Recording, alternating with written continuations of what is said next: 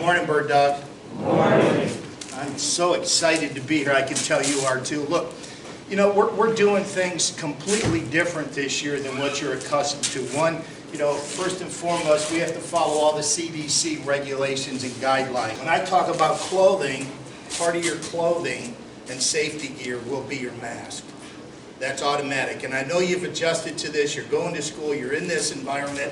And it's just something that we're not used to. So I commend you for everything that you've done. And I appreciate you being here this morning.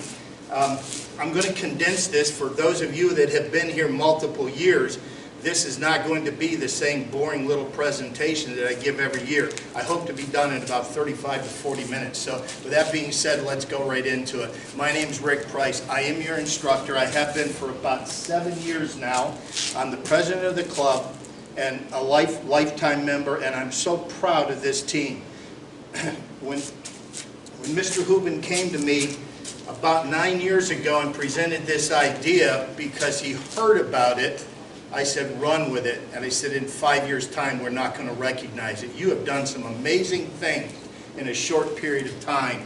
You know, the people that came through this program before you has placed a high standard, and you have continued to take that baton and elevate it to the next level. And I cannot tell you how proud I am.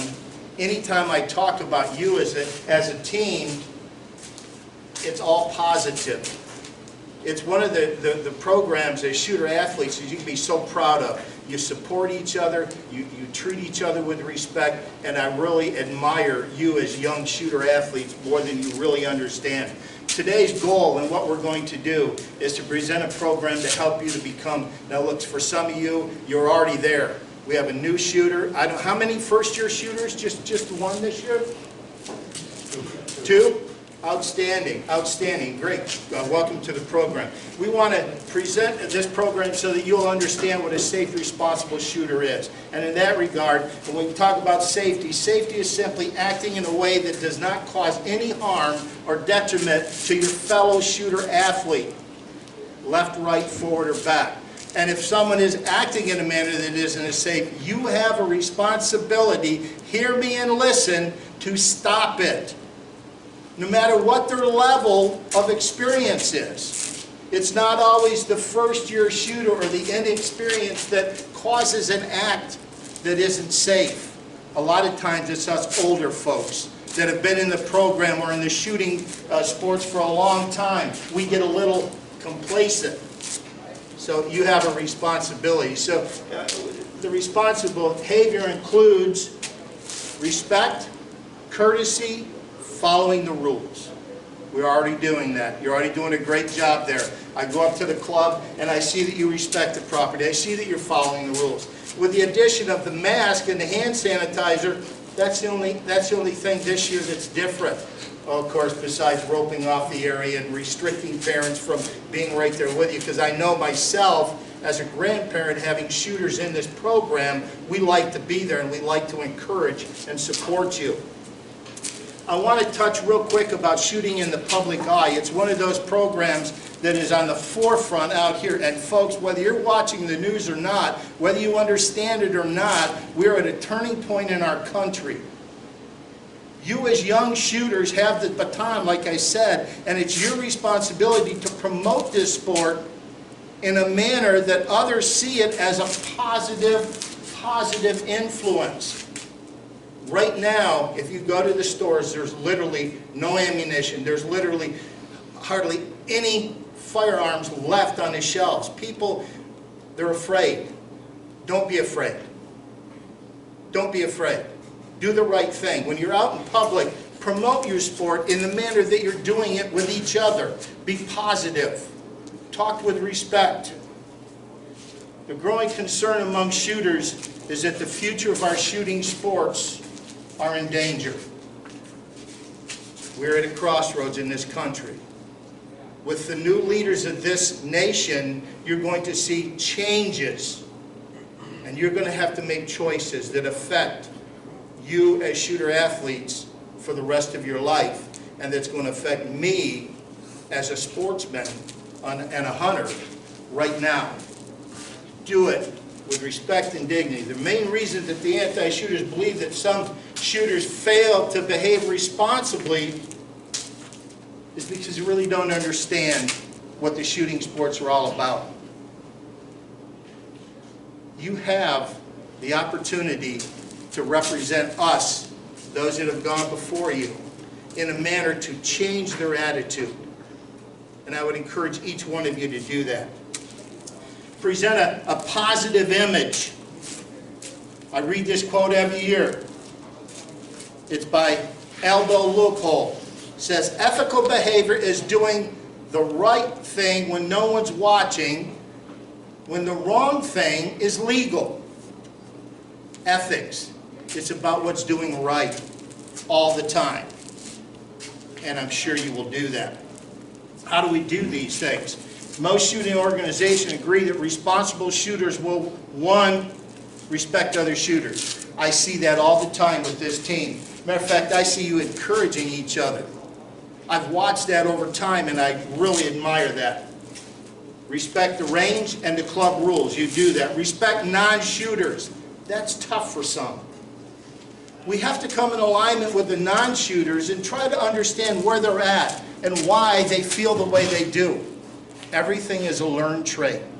I was taught that if you teach a child the alphabet from Z to A before they go to school, that once they go to school and the teacher's trying to tell them what the ABCs are, they tell her she's wrong or he's wrong because they were taught by their grandmother, their parents, or their aunt, uncle that it's Z to A. Remember that when you go forth. Their ideas have been taught to them. Their ethics and morals have been taught to them, the same as you. Come into a common ground and try to help them understand where you're at and why you're doing what you're doing. Get involved. I don't mean just in that. Get involved with the club. Get involved with your school. Get involved with other programs. Get involved with this program. You have captains on this, on your team. How many captains this year? Two. You'll have two captains. See what you can do to help. Don't just show up and shoot and go home. This is your team. This is your program. You're going to make it what it is this year. It's yours. The coach is here to guide you, help, aid, and assist. We hear that all the time. But it's your program. Get involved with it. Remember, your ethical behavior and personal involvement are both important to the survival of this shooting sport and your experience at how this year is going to turn out. Athletes, remember this. Shooting is a privilege. And if we don't support it, if we don't get involved, it can be taken away. Firearms. You have a responsibility to know your firearm completely. I've seen some of these shotguns up at the club that I have no idea who made it, what this thing does. I see some with high cheek plates. I see some with butt plates extended. My shotgun comes with a fixed butt plate because I'm a hunter. I'm not a trap shooter. However, you need to know your firearms. How many are shooting a hinge action? Austin? Hinge action, break open, over and under, single shot. How many are shooting a pump? Does everybody understand what a semi-automatic does? Who's shooting one? What's it do? Okay, it fires, extracts, ejects, feeds, reloads, chambers, and is prepared to shoot again with depressing the trigger. Okay? You need to understand your firearm. Some of the coaches may never have seen, especially if you're a new shooter and you come out with Grandpa's old,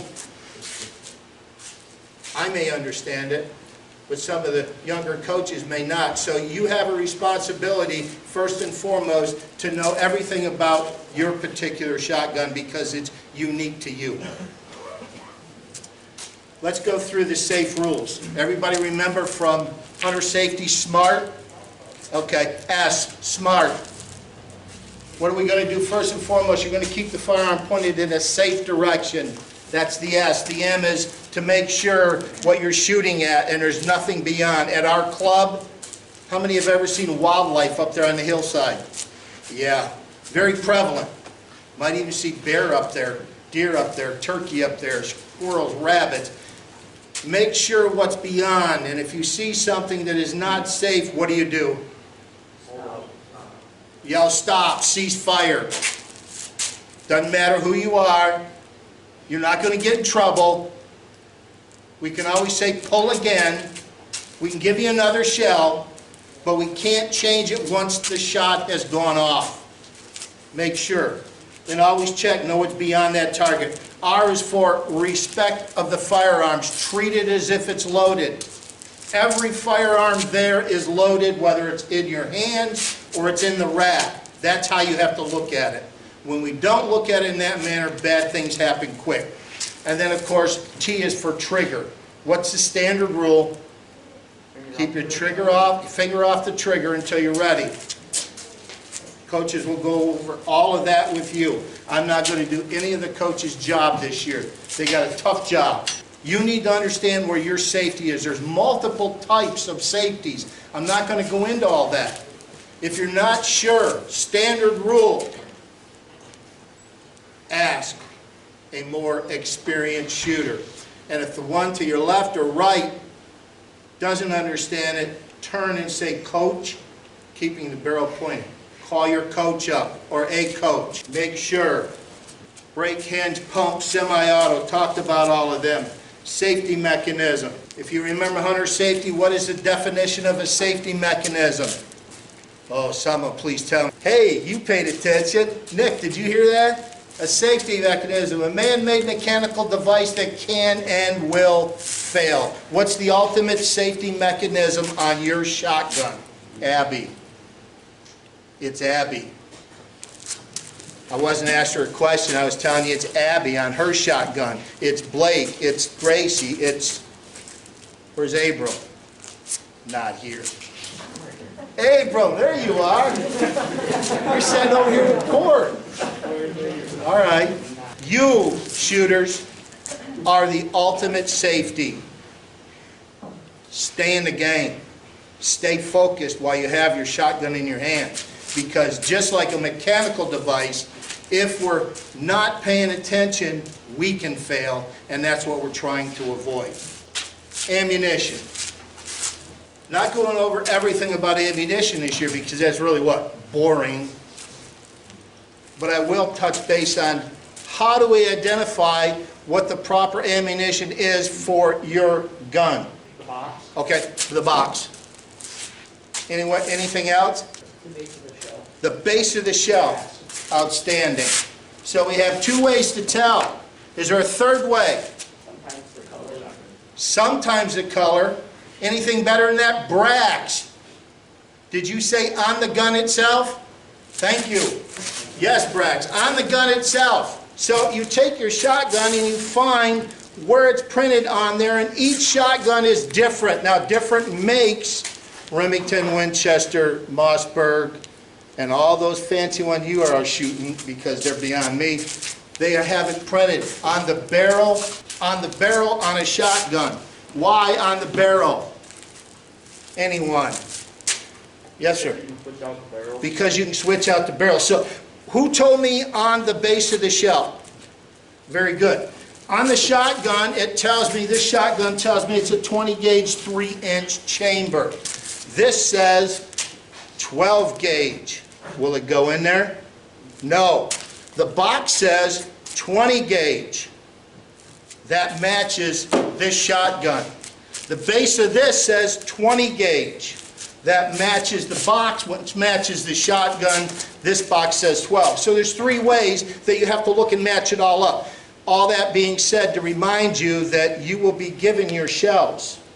So when you come in, they're sitting on the table, and they'll come in and say, get your shells. You walk over and grab a box because you're talking and you're having fun, and halfway out you go, oh dang, I got the wrong ones. Go back and get the right ones. A lot of you tear the flaps off the top and you stick them in your pouch. before you tear the flap off, make sure you have checked to see that you have the correct shells. Because guess what? If it is a 12 gauge shotgun and you grab 20 gauge shells, see what happens? You can drop that 20 down the barrel of a 12 without thinking and not seeing and snap it shut, and you now have done what? Placed a barrel obstruction in, and bad things are going to happen to good people all around you, and you don't want that to happen. Questions? Where are you going to get your shells from? From your coaches. They're provided. You won't bring to a shoot, you won't bring your own shells. To practice, are they bringing their shells to practice? No. No? No, well, Nope. open trap. Open trap. On Thursday night and Sunday morning, you're responsible to bring your own. But when you're there as a team representative or member, you will be given the shells you're going to shoot. Why do you think they give you the shells? They like you? Yes. What's the purpose of them giving you the shells? Know what you're shooting. To know what you're shooting, but at the same time, it's a league event, remember? Everybody's shooting the same shells, the same shot. So that it's equal. You're competing. And again, if in doubt, what are we supposed to do? If in doubt, if you're not sure, someone told me that a color, what gauge is this? 12. What gauge is this? How do we know? I've seen white, pink, purple, yellow, orange, red, white, and blue, camouflage. How do we know what gauge it is? Primer. Not the primer, they're all 209 shotgun primer. You look at the base. When in doubt, if you walk up and you see a color and you pick it up, when in doubt, ask. I want to talk about now transporting your firearm. The thing you need to understand is that we're held to a standard by the league, by the school, and by the state. When you're coming to and from open shoots, i.e. Thursday night or Sunday morning at the club, you will transport your firearm however you desire because it's your shotgun and you're the one coming to the club, to a private area. As a team member and representative, you will not transport your shotgun. When you come, usually what will happen is on Monday night, I believe you take the guns. You case them up after you've cleaned them and put them in a case, and you'll give them to the coach. Coach puts them in the back of a truck and takes it home. I think Bruce does that. Takes them home, locks them up in the garage inside the truck, and the next day meets the bus. In this case, this year you're shooting virtual, right? So, but transporting your firearm is the responsibility of the coaches at an event when you go to an event. I don't know if you'll be doing that this year. But how do you transport a firearm? First of all, empty it, clean it, and then you go to put it in a case. I always provocate, I like an aluminum case because I had traveled on airplanes and stuff. Hard shell Docile is a nice case, and they sell them very inexpensive. I think at Walmart they're under 20 bucks. The last I looked at them, you could buy one for about $12 up to $25. So you can get a single or a double. A lot of shooters will buy a double because they put their shotgun in it and they can put gloves and they can put other things in it and carry it all at one time. You will case it, you will turn it over to the coach, they will secure it and transport it. The worst thing you can do is put it in what they call a sock. Have you seen those? It's just like a sock that slides down over. It doesn't protect the wood or the barrel from dents, stings, and scratches, but it's better than nothing. Always unloading case your firearm. Cleaning. Mr. Sanderson said that you will go into the first room of the club and there you will place your shotguns or get ready. It's a prepping, it's a staging area, and it's going to be set up as a cleaning area this year. Trying to keep everything confined to that one room. But that being said, the club is open and the restrooms are open. And if you need in there to get additional warmth, something to drink, by all means, you're allowed in there, but it's not a gathering social area. And while you're in, you have to wear face mask and adhere to all the rules. They will have cleaning areas set up, and you will clean your shotgun how many times? Every time you're done shooting. I'm going to tell you a little story about a shooter from 8 years ago. Had a nice over and under. Shot it and shot it and shot it, and to this day, the choke is still stuck in the barrel. Cannot remove the choke. Try as I may. I get people who come and say, can you help me with this? Yeah, sure, try. It will not come out. So when you're cleaning, remove the choke tubes. Put them back in. For those of you that are shooting removable choke tubes, clean them, lube them just like you would the rest of your firearm. Put it back in so that you're ready. Why do we clean the shotgun? Why do you clean it? That's a nuisance. Why do we clean it? Make sure there's no failure. You're making sure that there's no failures detected or the probability of. You're inspecting it each and every time. You're cleaning it, you're preserving it, and you're treating it with respect. It is your tool if you don't realize that. The only way to make sure that it's right and ready each time is to look it over every time. Physical ability. A lot of things affect your physical ability, and along with physical, I want to talk about mental. Some people say that I'm deranged mentally. Some people make jokes. Some people talk about this. Today's environment, mental ability is equal to physical ability. You folks get tired mentally. You're bombarded all day long with information. Now you're in a virtual learning world. I've got grandchildren in 3 different schools, and some of them are learning at home, some are learning in school, but the point is, you're being bombarded with information, and you can only absorb so much, and you have to take a mental break. Part of what I'm talking about is shutting it off and setting it aside. When you're getting ready to compete, it's imperative that you get a decent night's sleep, and I don't mean 3 in the morning, turn it off and get a nap. Turn it off, disconnect, let your mind relax so that you'll be sharp. At the same time, you're recharging your body. You're giving your mind a break. The next day when you get ready to compete, you need to go forth with a good attitude, refreshed, and dressed properly. Do we have any allergies in here? No allergies? Okay, so if you're laying on the ground flaying around, I don't have to worry about a peanut allergy, I don't have to worry about bee stings. Well, I'm being serious. I carry in my wallet medicine. I tell this at every time I teach this section, I tell this story. If you see me laying on the ground, get in my wallet, pull out the 2 pills, crush them up, put them in my mouth, and give me a drink of water. Because I'm allergic to bee stings. My grandchildren know that. The people that I hunt with know that. The people that I go out and do things with know that. If you have a situation that you know that you have, bring it to the awareness of your coaches and your fellow shooters that you can rely on to help you. We have that responsibility also. Dress properly. How are you going to dress today? Who's wearing shorts, Caden? Are you set and ready to go out and shoot? No. No. Look, you're going to hit the line out there, and it's going to be, some days it's going to be 0 or below 0 with wind chill. Show up ready to stay outside and shoot. Gloves, hat, mask, scarf, proper clothing, proper attire, proper thinking, proper action. Equally in warm weather, we wouldn't show up wearing gloves, would we?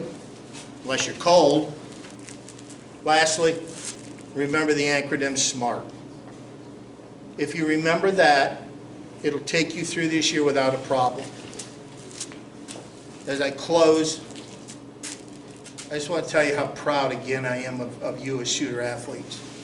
This program and what you do and how you represent not just our club, your school, but how you represent yourselves speaks volumes. This program that was implemented some 8 years ago has grown beyond anybody's expectations, to the point that we have to make a decision. Wayne says to me, we're going to need 2 or 3 buses this year. That's a bad problem. That's a good problem. It's grown immense because of the hearts of the athletes.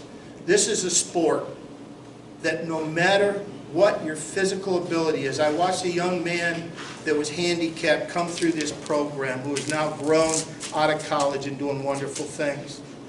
And I watched the support, not just from your team, but all the other surrounding teams. That's morals and that's ethics. And you can be proud of yourselves and your team. I thank you for allowing me to come and be part of this.